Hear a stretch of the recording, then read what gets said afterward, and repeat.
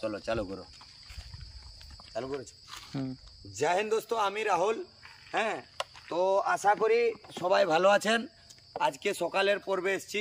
আগামীকাল আমরা সাপুড়ের কাছ থেকে যে সাপ উদ্ধার করি, বিষ দাঁত কেটে দেয়, এই দেখতে পাচ্ছেন এগুলোর বিষ দাঁত কেটে দিয়েছে এবং ঝাঁপির মধ্যে বন্ধ করে গ্রামে গুজব এবং কুসংস্কার যাকে বলা হয়, কিছু শুকনা গাছের শিকড় নিয়ে ফেলাচ্ছিল। তো ওই ভিডিওটা পার্ট 1-এর পর্বে দেওয়া রয়েছে। সেকেন্ড পার্টে রিলিজে এসেছি আমরা। এই যে জায়গাটা, এটা আমাদের বন দপ্তরের জায়গা। তো এরই মধ্যে এই সাপগুলোকে আমরা আজাদ করে দেবো। তো সাপুড়েদের সাপ আজাদ করার আগে ইতিমধ্যে মানুষের বসত বাড়ি থেকে 2খানা সাপ আমি উদ্ধার করেছি। ওই 2খানাকে এই দিকে রিলিজ করে দেখাবো আছে। এবং আমাকে দেখে এই কাজ করার কেউই ট্রাই করবে না, এতে আপনার সম্পূর্ণ জীবনের ঝুঁকি বেড়ে যাবে। আমি দেখেছি এই সর্প উদ্ধারকারীরা যারা সাপুড়ে হয়, তাদের থেকেও এই সিজনে যারা সাপ রেস্কিউ করে তাদের প্রাণ বেশি গেছে। তো চলুন, আমি এই সব সাপে 8 বার ছবল খেয়েছি। তার জারিয়ায় আমি শুনেছি আমার মাতৃ ব্লাডে অ্যান্টিডোজ তৈরি হয়েছে। তো চলুন, সাপ মারবেন না, সাপকে বাঁচাতে হবে। আর সাপুড়েরা এই সাপ নিয়ে গ্রামে ঢুকে গুজব করে। তো এটা একটা বেবি কোবরা, কাছ থেকে দেখাতে বলবো। ডাব্বার মধ্যে একদমই বেবি সাপ, কোবরা সাপ দেখতে পাচ্ছ, বাচ্চা মতো, মানুষের বসত বাড়ির ভেতরে ছিল। ওখান থেকে আমরা এটাকে উদ্ধার করেছি এবং ইতিমধ্যে আমাদের অভয়ার জায়গার উপরে আজাদ করে দিলাম একে। যাও, চল চল চল, যাও। দেখেছ, এটা বাচ্চা। যাও।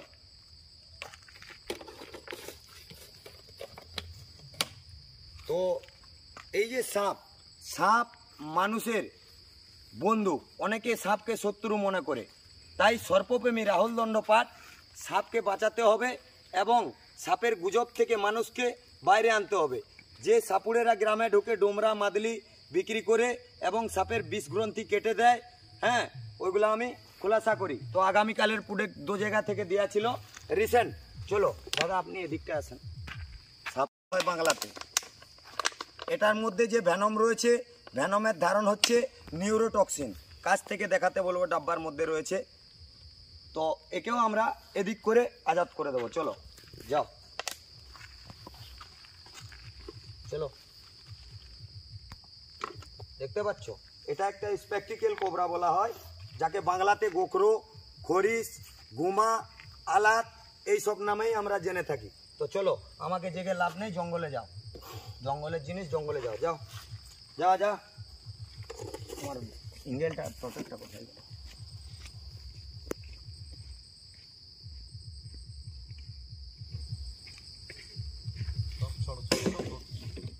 দাদা ছেড়ে দিচ্ছি। চলো, সে গ্রামে থেকে উদ্ধারকারী দাদা, সব আমি উদ্ধার করি দাদা। আমার চনিশুল গ্রামে বাসা। চেনেন আমাকে? দাদাকে দেখা একবার ক্যামেরার মাধ্যমে। দাদা, আপনার নাম? সুজল।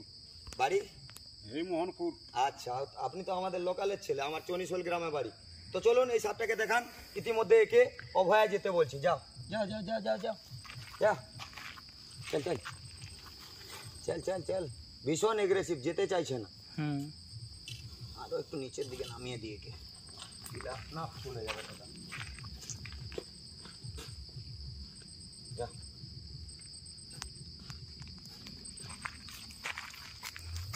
যা না, যা।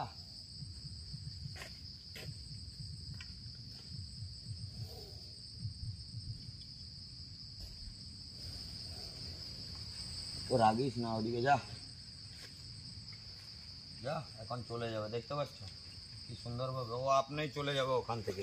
তো চলো, সাপুড়েরা যে কালকে আমরা বনগড়া গ্রাম, এই যে আমাদের যে বনগড়া গ্রাম থেকে সাপুড়েদের কাছ থেকে এই যে ঝাঁপি দেখতে পাচ্ছ, এই ঝাঁপির মধ্যে কি কি সাপ রয়েছে দেখাবো। এটা বনগড়া গ্রাম থেকে উদ্ধার করা হয়েছিল। হ্যাঁ, 2টো সাপ ঝাঁপি, এই দুটোতেই বড় সাইজের মনোক্লিট কোবরা রয়েছে 2টো। এই দেখো, দেখতে পাচ্ছ, এগুলো হচ্ছে মনোক্লিট কোবরা। দেখাও তো। এদেরকে ধরে এদের যে বিষের থৈলি হয়, যেটা বিষ গ্রন্থি বলা হয়, এর মধ্যে কোনোরূপ কোনো প্রয়োজন নেই।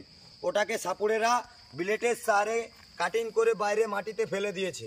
এই সাপের মুখে এখনও ঘা রয়েছে এবং মুখ ব্যথা রয়েছে, যার কারণে এই সাপ বাইট করতে পারবে না এবং আমাকে দেখে একদমই ট্রাই করবে না। এটা একটা ভেরি বিগ সাইজ মনোক্লেট কোবরা, যাকে বাংলাতে কেউটে সাপ বলা হয়। এবং এর মধ্যে আরও একটা রয়েছে, এদের যে বিষের গ্রন্থিগুলা সাপুড়েরা কেটে দিয়েছে, দেখতে পাচ্ছেন কি সুন্দর মনোক্লেট কোবরা সিনেকগুলো। এদের বিষের গ্রন্থিগুলো কেটে দেওয়ার কারণে এদের গাগুলা ড্যামেজ হয়ে গেছে। তো যে সাপের বিষ গ্রন্থি কেটে নেওয়া হয়, সর্পপ্রেমী রাহুলবাবু মনে করেন ওই সব সাপ 60 থেকে 80 দিন বাঁচে। তো চলুন এদেরকে আমরা এদিকে আজাদ করে দেবো।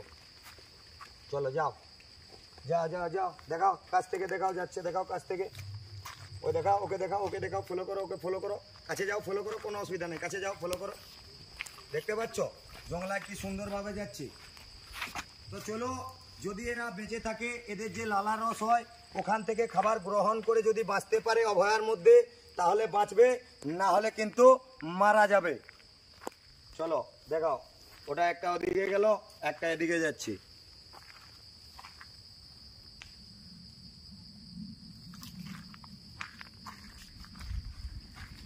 তো জয় হিন্দ দোস্তো, আজকের ভিডিও এই পর্যন্ত। আবারও দেখা হবে পরবর্তী ভিডিওতে। জয় হিন্দ, জয় ভারত।